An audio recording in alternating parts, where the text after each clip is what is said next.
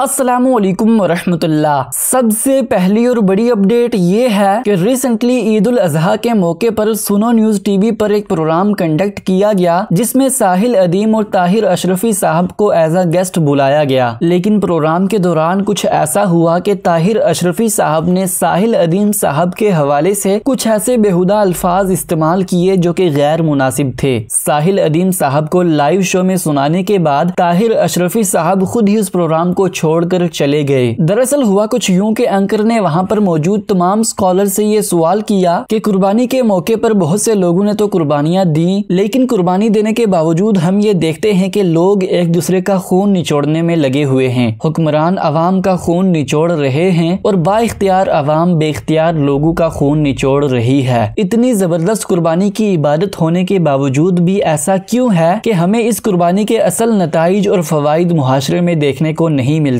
पहले तो इस मौजू पर ताहिर अशरफी साहब ने गुफ्तगू की, लेकिन जब साहिल अदीम साहब ने गुफ्तगू की तो उन्होंने ये कहा कि एक साल में एक मौलवी साहब को एक मस्जिद में 52 मरतबा खुतबा देने का मौका मिलता है, लेकिन उसके बावजूद भी मुसलमान मस्जिद में जाना नहीं चाहता। अगर आप दूसरी तरफ देखें तो बड़े बड़े जो साइंटिस्ट होते हैं वो तो उलमा किराम की तरह खुतबा भी नहीं देते, लेकिन उसके बावजूद भी उनकी रिसर्च को इतनी पजीराई मिलती है कि आज हमारे छोटे से छोटे बच्चे भी उन साइंटिफिक फैक्ट से इन्फ्लुएंस हो रहे हैं। लेकिन हमारे मुहाशरे में मौजूद तमाम बुराइयों की सोल्यूशन कुरान था। अगर उलमा किराम ने कुरान को ही एप्लीकेबल बनाकर दिखाया होता तो आज मुहाशरे से तमाम बुराइयां खत्म हो जाती। मुआशरे की बुराइयों का असली सोल्यूशन कुरान है, लेकिन जो सोल्यूशन प्रोवाइडर यानी मौलवी साहब हैं उनके दरमियान और कुरान के दरमियान एक बहुत बड़ा गैप आ चुका है। साहिल अदीम साहब की ये बात करनी ही थी कि ताहिर अशरफी साहब जलाल में आ गए और उन्होंने ये कहा कि मैं इन साहब को तो जानता ही नहीं, इनसे ज्यादा लोग तो हमारी छोटी सी मस्जिद के मौलवी इकट्ठे कर लेते हैं। अगर इन्हें ज्यादा ही मुजादिले का शौक है तो आ जाएं मैदान में और हम भी एक किसी मौलवी को बुला लेते हैं। मजीद लाइव शो में ताहिर अशरफी साहब ने मुतकब्बराना अंदाज दिखाते हुए साहिल अदीम साहब के हवाले से नाजेबा गुफ्तगू की और साहिल अदीम साहब के लॉजिकल रिप्लाई से राह फरार इख्तियार करने के लिए उन्होंने इस प्रोग्राम को छोड़ दिया। ये प्रोग्राम मंजरे आम पर आना ही था कि ताहिर अशरफी साहब को बहुत ज्यादा हेट मिला। लोगों ने ये कहा कि एक तरफ तो ताहिर अशरफी साहब अपने बयानात में सब्र और बर्दाश्त करने का दर्स देते हैं, लेकिन दूसरी तरफ साहिल अदीम साहब का लॉजिकल आंसर सुनने के बाद वो जलाल में आ गए। खैर, इस पर इंजीनियर साहब ने भी अपना कमेंट किया है जिसे आप यहाँ पर पढ़ भी सकते हैं। ये थी पहली अपडेट। अब बात करते हैं दूसरी अपडेट के बारे में। दूसरी अपडेट ये है कि कल ही हमने स्वीडन के हवाले से ये न्यूज शेयर की थी कि स्वीडन में एक बार फिर से कुरान पाक को जलाया गया। फाइनली इस पर इंजीनियर साहब ने अपना रिस्पॉन्स दिया है। आइए हम उनकी वीडियो को देखते हैं।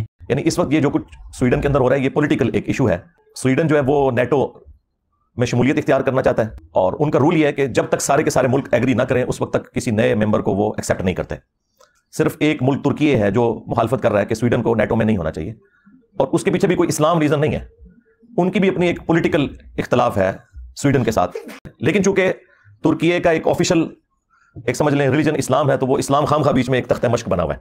वो तुर्की को तकलीफ देने के लिए कुरान पाक को आग लगा रहे हैं। अपने जोम में वो समझ रहे हैं कि हम इनको इस एतबार से टॉर्चर कर रहे हैं, लेकिन वो तो पूरी दुनिया में ऑलमोस्ट 2 अरब के करीब मुसलमान हैं, वो टॉर्चर हो रहे हैं। इसके साथ साथ मैं आपको ये भी बता दूं कि अल्लामा जवाद नकवी साहब और जमात इस्लामी के अमीर सिराजुल हक साहब ने भी इसकी सख्त मजम्मत की है। और अगर बात करें वहाबी भाइयों और बरेलवियों की तो वो भी बहुत जल्द इसके खिलाफ रैलीज निकालने वाले हैं। ये थी दूसरी अपडेट। अब बात करते हैं तीसरी अपडेट के बारे में। तीसरी अपडेट ये है कि रिसेंटली हाफिज साद हुसैन रजवी साहब ने जिंदगी में पहली मरतबा पॉडकास्ट किया है जिसमें उन्होंने अपनी बहुत सी पर्सनल चीजों को भी शेयर किया। तालीम हासिल करने से और TLP का सदर बनने तक उन्होंने अपनी पूरी जर्नी को वहां पर शेयर किया और मजीद उन्होंने जेल में काटे गए दिनों के हवाले से भी गुफ्तगू की है। अगर आप इस पॉडकास्ट को देखना चाहते हैं तो इसकी लिंक डिस्क्रिप्शन में है। ये थी तीसरी अपडेट। अब बात करते हैं चौथी अपडेट के बारे में। चौथी अपडेट ये है कि रिसेंटली मौलाना इसहाक मदनी साहब के स्टूडेंट काशिफ अली साहब का भी एक पॉडकास्ट आउट हुआ जिसमें उन्होंने भी बहुत सी चीजों को डिस्कस किया है। वहां पर उन्होंने मौलाना इसहाक मदनी साहब की जिंदगी के हवाले से और बाकी दीगर उलमा किराम के हवाले से भी गुफ्तगू की है और पॉडकास्ट की एंडिंग में वहां पर सैयद मोहम्मद शाह सानी काज़मी साहब ने उनसे रैपिड फायर क्वेश्चन भी पूछे।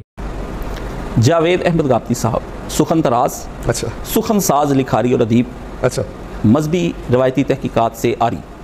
बहुत खूबसूरत। इंजीनियर मोहम्मद अली मिर्जा, तेज मिजाज मुबल्लिग आज़म, मुफ्ती तारक मसूद, अकाबरे देवबंद के मसलक और मनहज से बेखबर देवबंदी आलिम मौलाना मुदीदी, मुज्तहिदुल असर व ज़मा सैयद अबुल अला अल मौदूदी रहमतुल्लाह ताला, मुफ्ती तकी उस्मानी साहब, मुत्तकी साले नेक आलम दीन और साले अफकार के आदमी जो इस्लाम को पूरी दुनिया में मुतारफ़ करवा रहे हैं, इमाम हुमैनी रहमतुल्लाह ताला। बाद इनकलाब बेहतरीन आलम इस्लाम को जोड़ने वाले आदमी, इत्तेहाद बैनुल मुस्लिमीन की बात करने वाले आदमी, बाद इनकलाब उनके अफकार बहुत अच्छे हैं।